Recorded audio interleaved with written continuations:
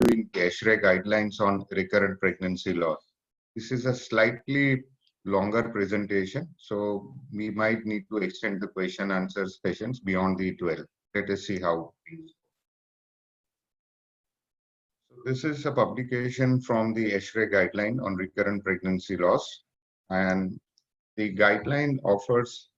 The purpose of the guideline is essentially to offer best practice advice on care of couples who have been confronted with recurrent pregnancy loss, and it provides an overview of various treatments for RPL that are being currently offered to the couples, and amongst all those that have been offered, which of those are actually recommended for being put into practice. Before we go into the guidelines, certain definitions that are being used by this particular guideline. So a pregnancy is defined as something which has been confirmed either by a serum or a urine HCG test.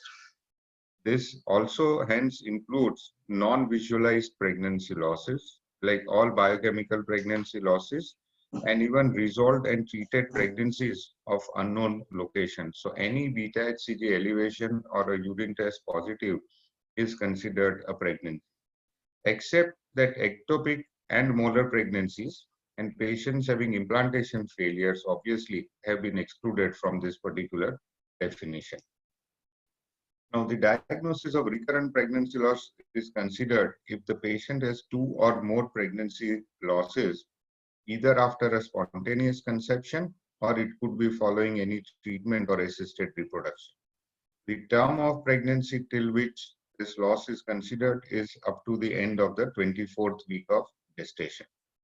This could be primary RPL in a patient who does not have any previous pregnancy, or secondary RPL in a patient who has at least 1 or more previous pregnancy. This accounts for approximately 1 to 2% of all women. The guideline also concludes that we should reserve the use of the word recurrent miscarriage to describe cases where pregnancy loss have been confirmed as intrauterine miscarriages. And this also mentions that terms like spontaneous abortion, chemical pregnancy, blighted ovum, these are all ambiguous terms and should be avoided. It also starts with a basic guideline on how should the patients be organized, because there is no one shoe fits all approach in this. And the individual evaluation of the investigation should be based on the age of the patient, whether she is fertile or has subfertility, what is her pregnancy history, what is her family history, and also what all investigations or treatments have been offered to her in the past. In addition, the care should also be tailored based on the psychological needs of the patient. It is very important to understand and to point out right from the beginning that investigations do not necessarily lead to treatment options.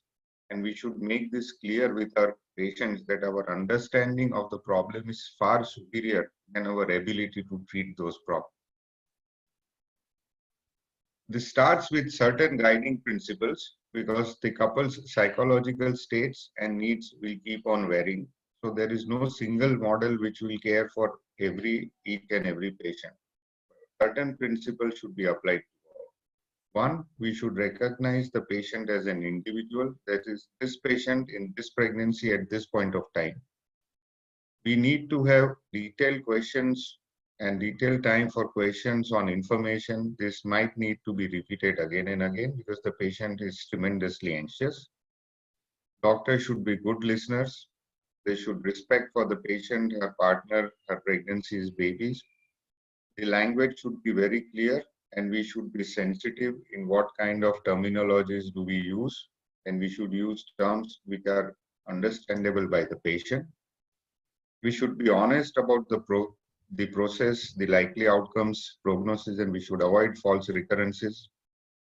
There should be a shared planning involving the couple and, if required, other extended family members.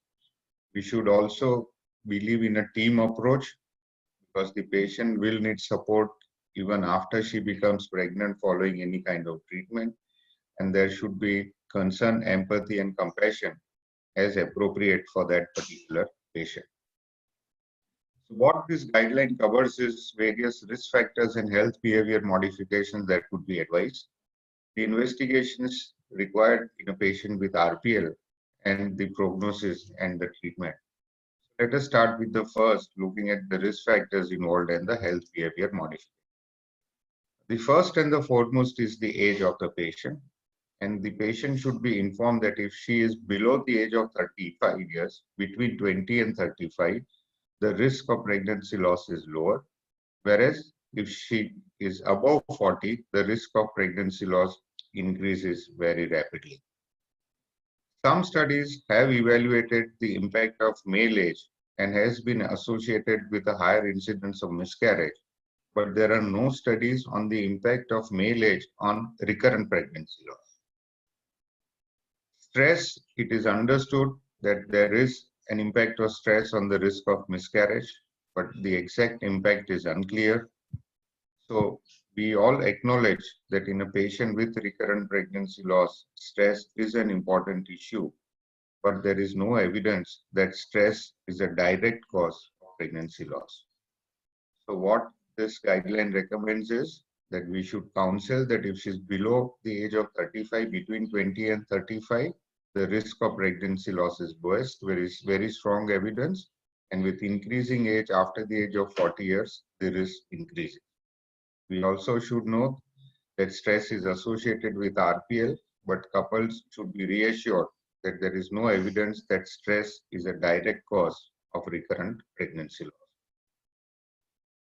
The next issue that they looked at in this is the occupational and environmental exposure. Now, there are few small studies which show that exposure to certain things like heavy metals, pesticides, or deficiency of micronutrients seem to be associated with an increased risk of pregnancy loss. Although it is advisable that exposure to these hazardous substances should be avoided during pregnancy, and for that matter, for all pregnant patients, there is insufficient data to recommend protection against a certain occupation or environment in a woman who has been suffering from recurrent pregnancy loss. What about the role of chronic endometritis? Now, this is characterized by plasma cell infiltrate in the endometrium, and this could be because of a range of pathological organisms. There have been papers which suggest that the incidence of chronic endometritis in recurrent pregnancy loss could vary from as low as 7% to as high as 58%. However, we need prospective observational studies and randomized controlled trials before we start screening patients for endometritis or empirically prescribing antibiotics for recurrent pregnancy loss. There have been some observations that in women with recurrent pregnancy loss, there is an abnormal decidualization, which makes the endometrium excessively permissible or receptive to implantation, so that a higher number of implantations occur. There is a kind of a defect in this checkpoint, but subsequently they are unable to sustain the pregnancy.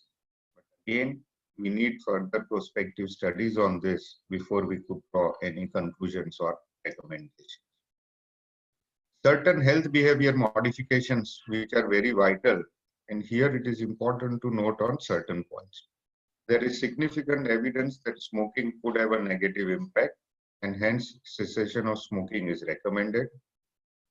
Regarding BMI at both extremes, maternal obesity or being significantly underweight, both have been associated with obstetric complications and could have a negative impact.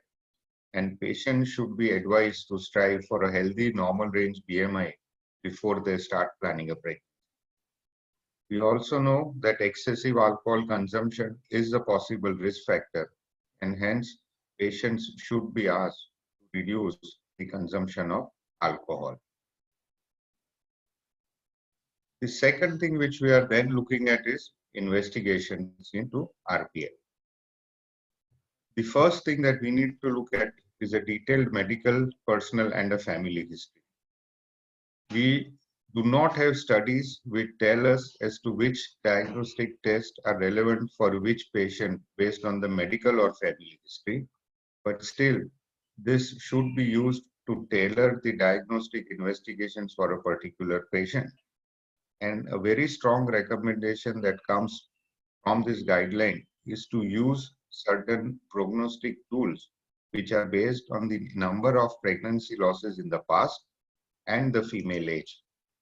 This is a very important table which one should use to counsel our patients, that in women who have at least one live-born infant, the risk of miscarriage in the subsequent pregnancy increases with every prior miscarriage. So for an example, a patient who has one living child with 3 previous miscarriages, she has a 32% chance of a miscarriage in the next pregnancy. In women who have no live-born infants and is suffering from recurrent pregnancy loss, there is a 40 to 45% chance of a miscarriage in the subsequent pregnancy. This is a table which shows the risk of miscarriage based on the woman's age at conception. And again, this shows that the risk increases with every 5-year jump in the woman's age, from between 7 to 15% at the age of 30 years to 34 to 52% as her age goes beyond 40 years. The second test that we need to look at is the screening for various genetic factors. And first among this is the analysis of the products of conception pregnancy tissue. Now, if we subject the products to this genetic screening, we will be able to ascertain whether this pregnancy loss was a result of a genetically abnormal embryo or a fetus. There have been studies which have looked at various genetic techniques, looking from conventional karyotyping to FISH to the array-based array-CGA technologies. All of these studies show that the prevalence of chromosomal abnormality in a subsequent miscarriage after a recurrent pregnancy loss was nearly 39%. So this is significant. The question arises, which test should you offer from the products of conception? If we analyze the product of conception by conventional karyotyping, there is a possible risk of failure of tissue culture if the cells do not grow. Second, it is difficult to distinguish between maternal contamination and a normal euploid female fetus. FISH has its own limited uses because we can have a probe for a limited number of chromosomes, and we cannot screen the full 23 chromosomes with FISH. So the tests that are normally used are the array-CGH, because the major issue with the karyotype analysis is that it analyzes only large aberrations below 10 megabytes. It can isolate balanced translocations, but it cannot isolate unbalanced translocations. Triploidies are able to detect, but it will not detect smaller aberrations. As opposed to this, if we do the array-CGH, we can analyze the large as well as small aberrations and also unbalanced translocations. But the array-CGH does not detect balanced translocations. So when we are looking at screening of the products of conception, it should be carried out with the help of array-CGH. So array-CGH is a better and currently preferred technique to look at all chromosomes when you are looking at products of conception. We still don't know whether the NGS platform would be better than this, but with time and with more evidence, it might turn out that NGS is a better option. So the recommendation is that genetic analysis of a pregnancy tissue is not routinely recommended, but it could be performed for explanatory purposes. And if we want to perform, it should be with the help of array-CGH. What about parental screening? Now, abnormal parental karyotypes were found in nearly 2 to 4% of patients with recurrent pregnancy loss. Hence, it should be offered to couples based on individual risk assessments, like if they have a history of a previous birth of a child with congenital abnormalities, they have an offspring with an unbalanced chromosomal abnormality, or there is a detection of a translocation on the pregnancy tissue. We also know that prevalence of RPL is higher amongst the first degree relatives of patients who have RPL. So the guideline mentions that even though it is not routinely recommended, it should be carried out after individual assessment of risks, because parental genetic screening has been shown to be associated with this. It could be a contributing factor and it helps in prognosis. Then comes to the screening for thrombophilias, and firstly we'll look at the hereditary thrombophilias. The guideline mentions that for women with RPL, it does not suggest screening for hereditary thrombophilia unless in the context of research or in women who have an additional risk factor. So as a routine screen for hereditary thrombophilias or measuring of factor V leader mutations, prothrombin mutations, protein C, protein S is not recommended because the evidence is very weak. But what about acquired thrombopenias, and that is the antiphospholipid syndrome? There is evidence that there is elevated of lupus anticoagulants in patients with recurrent pregnancy loss. There has been an association between positive anticardiolipin antibodies, both IgG and IgM, and there is a slightly higher risk of even beta-2 glycoprotein 1 antibodies in patients with recurrent. So for acquired thrombophilias, the guideline recommends screening for antiphospholipid antibodies and anticardiolipin antibodies, both IgG and IgM, after 2 pregnancy losses. But alpha beta 2 glycoprotein 1 can be considered, it is not strongly recommended. The issue then comes is, when do you carry out this test? And it has been again advised that an interval of 6 weeks is considered appropriate, and if the test is positive, it should be confirmed after 12 weeks. What about immunological screening for HLA, cytokines, ANA, NK cells, etc.? This is a large paper which looks at serological markers of autoimmunity in patients with recurrent pregnancy loss. And what this study concluded, that these parameters of autoimmunity, antihistone antibodies, are not elevated in women with recurrent pregnancy loss. So this guideline recommends that measurements of anti-HY antibodies is not recommended. Cytokine testing should not be used. Cytokine polymorphism should not be tested. Anti-nuclear antibodies could be considered only for explanatory purposes, a conditional guideline, and there is insufficient evidence to recommend NK cell testing either in the peripheral blood or in the endometrial tissue with RPL, and same testing for anti-HL antibodies is not recommended. So for immunological screening, this guideline does not recommend any kind of. We then move on to another important aspect, and that is screening for metabolic and endocrinal factors. There is very strong evidence to screen these patients for thyroid, both TSH and TPO antibodies. If there are abnormal levels, it should be followed up with thyroxine testing. Assessment of PCOS or insulin fasting or fasting glucose is not recommended, and prolactin testing is also not recommended in the absence of symptoms of hyperprolactinemia. Thyroid is probably an important aspect for testing in women with recurrent pregnancy loss, because there is high level of prevalence of both subclinical hypothyroidism and thyroid autoimmunity in women with recurrent pregnancy loss, and the potential of treatment options testing for thyroid function is recommended. What about PCOS, fasting insulin, and fasting glucose?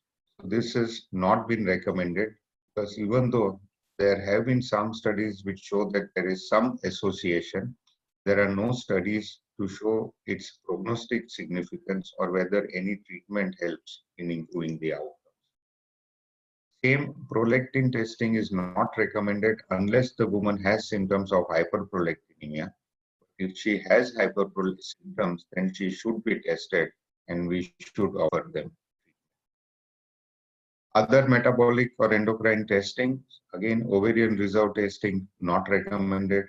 Luteal phase deficiency testing not recommended, androgen testing not recommended. Because luteal phase deficiency can cause one miscarriage, but it cannot cause recurrent miscarriage. What about vitamin D, LH, homocysteine? Again, these are also not recommended.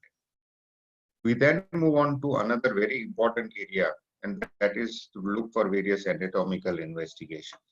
We need to look at congenital abnormalities of the Mullerian tract, including a septate uterus, a bicorporeal uterus with normal cervix, bicorporeal uterus with double cervix, or a unicornuate uterus. It has been shown that the prevalence of uterine malformations is higher in women having history of recurrent pregnancy loss, 13 to 14%, as opposed to 5 to 6% in the general population. We should also look for acquired defects, including endometrial polyps, submucous fibroids, and adhesions. So very strongly recommended that all women with RPL should have an assessment for a uterine anomaly, which test to carry out a transvaginal 3D ultrasound is the most sensitive and specific to look for this uterine abnormalities. Sonohysterography is more accurate than HSG, and it can be used as an alternative when 3D ultrasound is not available. If an abnormality is found, the patient should be investigated for an abnormality in the kidneys or the urinary tract. And MRI is not recommended as the first line of. Again, this can be used if other modalities are not available. What about the issue of male factor in recurrent pregnancy? Most of the recent studies on male factors have been focusing on male genetic defects. These include Y chromosome deletions, chromatin integrity, and DNA damage. And few studies which have looked at chromosomal abnormalities have been poorly powered and hence did not show sufficient relationship with miscarriages. However, analysis of DNA is showing more promising results because the meta-analysis shows that there is an increased rate of miscarriages in men who have high sperm DNA damage compared to those who do not have this kind of damage. And this, the analysis shows strongest relation for the kernel assay. What this guideline mentions is that in the male partner, first of all, we should focus on lifestyle factors which can lead to abnormalities in the DNA, that is smoking, alcohol consumption, exercise pattern, and their body weight. Assessing sperm DNA fragmentation should be considered for explanatory basis based on indirect evidence. We now move on to the last, and that is the prognosis and treatment. And let us see for the prognosis. Two most important aspects for giving a prognosis to the couple is the number of preceding pregnancy losses and the age of the female partner. And there are numerous prognostic tools which are available, which will provide the couple reliable information on what is the chance of having a live birth when you are suffering from unexplained recurrent pregnancy loss. There are three charts here. The two at the top show the incidence of miscarriage in patients who have had one live birth, and the second figure 2 shows in women who did not have any live birth. But the more important one is the bottom, is one at the bottom left, which looks at the patient's age at the first consultation from 2024 group to 40 and older group, and looks at the number of previous miscarriages. And this table tells the patient what is the hazard ratio of achieving a live birth based on the number of previous pregnancy losses and the age at first consultation. This is a table which gives us the best way of giving an accurate prognosis to the couple. Now, how do you start treating patients depending on their problem? What about patients who have a genetic background? What about the role of PGT? And we shall look at the role of pre-implantation genetic testing first in patients who have unexplained recurrent pregnancy loss. If we look at all the recent studies where PGTA is compared with expectant management, there has been no change in the clinical outcomes, either pregnancy rate, live birth, or clinical pregnancy. Remember, this is the group having unexplained recurrent pregnancy loss. What about patients who have a specific genetic background? Here, we need to look for either single gene defects or chromosomal structural rearrangements, previously called PGD, now called PGTSR, based on what has been found on the previous genetic analysis. And studies have shown that the miscarriages rate will be lower if we use this in patients who have a specific problem. So what is the recommendation is that all couples who have an abnormal fetal or a parental karyotype should receive detailed genetic counseling, and they should also be offered and informed about possible treatment options, including their advantages and disadvantages. But we still need further good quality trials with modern technology before we specify the role of PGT in patients with RPL due to chromosomal abnormalities. We still need more studies. What about thrombophilias? And first, we go with hereditary thrombophilias. There is a Cochrane review which looked at anticoagulant therapy in women with hereditary thrombophilia versus without. This included 9 RCTs, 1,200 patients, and it concluded that in women who have hereditary thrombophilia and a history of RPL, they do not suggest antithrombotic prophylaxis unless in the context of research or if indicated for venous thromboembolism. But the situation is different for acquired antiphospholipid syndrome, that is the acquired thrombophilia. So for women who fulfill the criteria for antiphospholipid syndrome and have history of 3 or more pregnancy losses, this guideline recommends the administration of aspirin in a dose of 75 to 100 milligram starting before conception and prophylactic dose of low molecular weight heparin starting on the day of the positive pregnancy test. This also shows that in patients who have only 2 pregnancy losses, not 3, then this can be used in the context of clinical research. What about the role of other drugs for this kind of thrombophilia? Now, intravenous immunoglobulins did not reduce the chance of a pregnancy loss. Steroids, no evidence was found of a benefit of prednisolone or aspirin in combination or alone. Then we move on to various metabolic and endocrine disorders. Very strong evidence that patients who have overt hypothyroidism should be treated before and during conception and early gestation with thyroxine. There is conflicting evidence regarding the treatment of levothyroxine with women who have subclinical hypothyroidism, but still, that treating subclinical hypothyroidism may reduce the risk, and we should weigh the options before putting the patient on this therapy.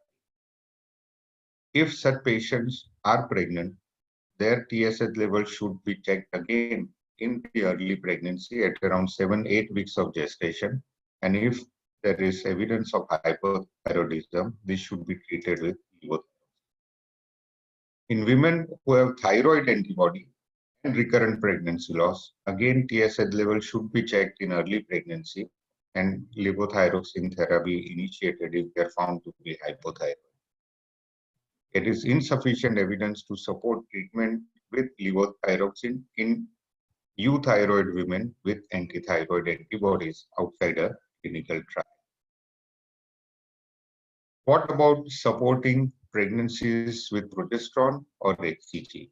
Now, this is the PROMISE trial, which is a first trimester progesterone therapy in women with history of unexplained recurrent pregnancy loss. The randomized, double-blinded, placebo-controlled, international multicentric trial. 836 women were randomized to receive either a placebo or progesterone therapy. And what this large study concluded that there is no evidence of the benefit of progesterone in the first trimester in women who have unexplained recurrent pregnancy loss. So as far as the role of progesterone or HCG, there is insufficient evidence to recommend its use to improve live birth rates in women with recurrent pregnancy loss. What about metformin and insulin? Again, there is very little evidence to support the use of metformin in pregnancy to prevent recurrent pregnancy loss. There is some indirect evidence that it increases the live birth rate in women with PCOS, but in the absence of large substantial studies, the guideline did not recommend the use for. What about using ovulation induction in women with recurrent pregnancy loss? Only a single study which possibly showed a benefit in the risk of pregnancy loss, but this evidence was too limited, and hence ovulation induction is not recommended as a treatment of recurrent pregnancy loss. Bromocriptine, again, it can be considered in patients who have hyperprolactinemia, but the conclusion is based on a single small study. Mind you, we are looking at recurrent pregnancy loss, not at infertility. Vitamin D. Now, based on the evidence, vitamin D deficiency in recurrent pregnancy loss has been found, and there is a possible association with obstetric and fetal complications. So what this recommends that we should prescribe prophylactic vitamin D, even though the evidence for effectiveness is absent. With regard to the harm, most experts agree that it is safe in doses up to 4,000 international units per day during pregnancy and lactation. This is another controversial area, and that is the treatment of hyperhomocystinemia. A non-controlled pilot study which showed that after treatment with high doses of folic acid and vitamin B6, there was a benefit in the live birth rate. There is another study which showed that along with low molecular weight heparin, if aspirin was added, it did lead to an improvement in the pregnancy rate. In the absence of consistent evidence for an association between hyperhomocystinemia and recurrent pregnancy loss, assessing homocysteine levels is not recommended. But if it has been detected, it should be treated with folic acid supplement. So these are, in a sense, contradictory statements that you should not test. If you find it is elevated, you should treat it. Folic acid treatment is in any case routine pre-pregnancy treatment in all patients. What about the treatment of various uterine abnormalities? Here also, the guidelines are a bit controversial because these guidelines rely only on what is available in the literature and what is the published. For all types of Mullerian anomalies, other than the septate uterus, there is no high quality evidence to look at live birth rates or decreasing miscarriage rates in women with recurrent pregnancy loss. So the biggest challenge here is the absence of high quality data. In addition to this, the existing studies have used different diagnostic criteria, different techniques of treatment, and different therapeutic options, ranging from transabdominal to hysteroscopic metroplasty, again using monopolar, bipolar, loop, or Caesar. There is a lot of conflicting evidence to give meaningful conclusions. And hence, what this guideline recommends is that whether hysteroscopic septum resection has been beneficial in patients with RPL, we still need more evidence, and it should be offered in the context of a clinical trial. But metroplasty is certainly not recommended for patients who have bicornuate uterus with a normal cervix. Uterine reconstruction is also not recommended in a patient who has hemiuterus, and there is insufficient evidence favoring metroplasty in patients who have a bicornuate uterus with double cervix. So this is where the problem is, that because of insufficient evidence, most of the guidelines have been conditional. What about acquired? Here also there is a challenge that there are very few good studies which have shown the effect of these pathologies on live birth outcomes in patients who have recurrent pregnancy loss. And hence, all the recommendations for removal of submucous fibroids or endometrial polyps is conditional, Removal of intramural fibroid is certainly not recommended because there is insufficient evidence. And same, there is insufficient evidence for removing intrauterine. But this is where we need more evidence because this sounds commonsensical that these problems could lead to recurrent pregnancy loss. The issue is, would these problems result in infertility or recurrent pregnancy loss? For infertility, we definitely need to remove it, but we are looking at the context of these pathologies in women who have recurrent pregnancy. Cervical insufficiency, yes, women who have had second trimester pregnancy loss and have a suspicion of cervical weakness, they should be offered serial sonographic surveillance, very strong evidence. And if the pregnancy loss is attributed to a cervical weakness, a cervical circlet should be considered. However, there is no evidence that this treatment actually increases perinatal survival. What about treating the male factor? Cessation of smoking, normal body weight, limited alcohol consumption, and normal exercise pattern is recommended. Any sperm selection method is not yet recommended, and antioxidant therapy has also not been shown to improve the chances of pregnancy outcomes. We then move on to the last area, and that is managing unexplained recurrent pregnancy loss. Many papers have used different medications like the LIT therapy, intravenous immunoglobulins, steroids, anticoagulants, folic acid, intralipid, GCSF, and endometrial stretching. And let us see what the guidelines show. As one would believe or expect, LIT therapy should not be used because it has not been shown to be of benefit. IV immunoglobulins not recommended for RPL, steroids not recommended for RPL, heparin or low dose aspirin not recommended for unexplained RPL. Low dose folic acid is routinely started, but it has not shown to prevent pregnancy loss in RPL. It has been shown to prevent neural tube defects, and vaginal progesterone also does not improve live birth rates in women with unexplained. Again, insufficient evidence for intralipid, insufficient evidence for GCSF, and no evidence, there has been no trial looking at endometrial scratching in unexplained recurrent pregnancy. Certain non-conventional treatments, acupuncture, antioxidants, Chinese herbs, there have not been any studies or no improvements this have shown. So to conclude, what they have done is divided the recommendations into three parts. The ones at the top are the recommended tests: antiphospholipid antibodies, thyroid antibodies, and abnormal uterine bodies. These three, with proper testing, have shown very strong association and have definite treatment.